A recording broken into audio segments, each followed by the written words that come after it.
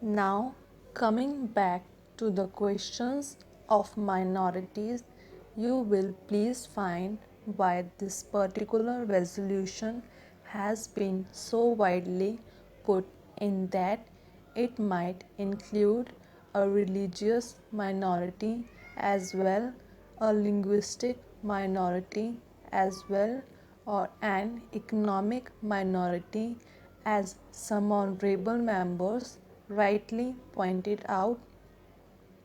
Now, sir, a question arises whether there ought to be any such protection insofar as a particular type of minority is concerned.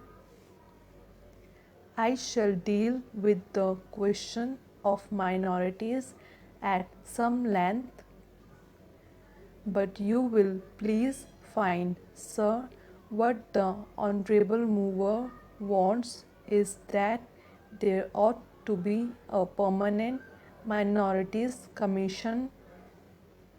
It ought to be endowed with statutory powers. Therefore, sir, an attempt is being made for the first time by my honorable friend for driving a wedge between a community and a community. So far as the Constitution is concerned, as my honorable friend rightly pointed out, whenever the question of minorities arises, we have to be extremely careful. The Constitution is a very scarred document which has embodied all the different aspects of the common questions of India's nationalities.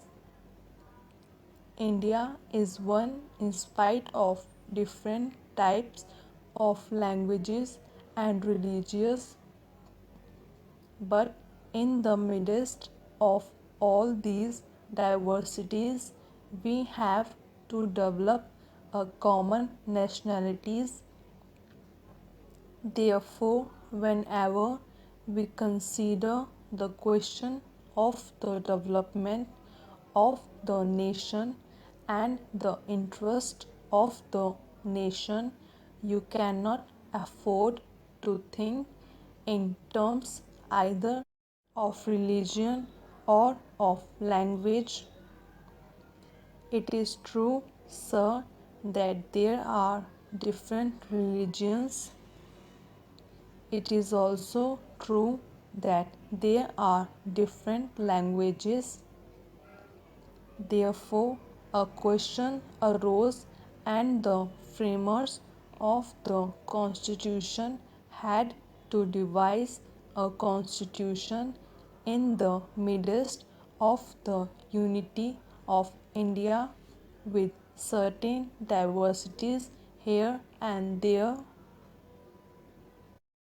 For that purpose, what they did was they devised a common nationality for a whole of India, and in so far as religious minorities were concerned, they were given certain rights.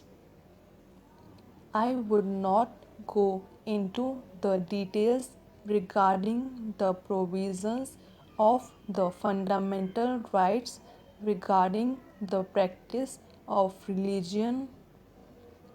Certain rights have been given to the religious minorities, and beyond that, it would not be proper to bring in the religious minorities for political rights. For that, we have to be extremely careful. I would also point out that while we have to develop a common nationality, the members of the Indian nation have to understand that we are one nation. Therefore, certain rights in respect of religious minorities were given. They were fundamental rights, and most of them are justifiable rights. Here we stopped so far as the religious rights were concerned. Then a question arose: what ought to be the attitude of not only the government but the society regarding the languages? It was true that there were certain interests of the regional languages. Now, these languages required to be developed, but they were not meant for dividing one man from the other. So, in 1956, when the states were formed to a certain extent on the basis of language, what was done was not to have a state with 100% people belonging to the regional language, because they were bound to be people belonging to different languages. That was the reason why this question was considered at great length, and the States Reorganization Commission also went into this question of linguistic minorities. It was bound to arise here and there because they were likely to feel that their rights and safeguards given to them might or might not be properly implemented. So, this question was considered first by the States Reorganization Commission, and they dealt with the question whether we should have a permanent minorities commission. They went into it very carefully and shrewdly. They found out that it would not be proper to set up a permanent minorities commission, because the result, if not the actual effect, would be that a permanent wedge would be driven between one community and another community. So far as language minorities were concerned, they had a right so far as their own languages were concerned. They had also an obligation to understand the language of the majority in the particular state.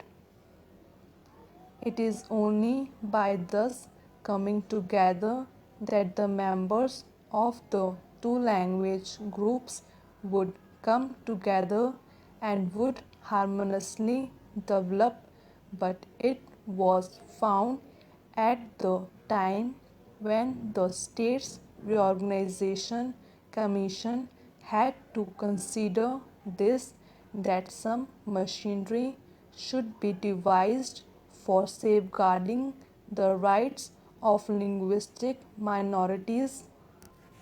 Only and after full consideration, what was conceded was that only in respect of linguistic minorities certain rights should be extended and certain rights should be safeguarded, and an officer should be appointed by the President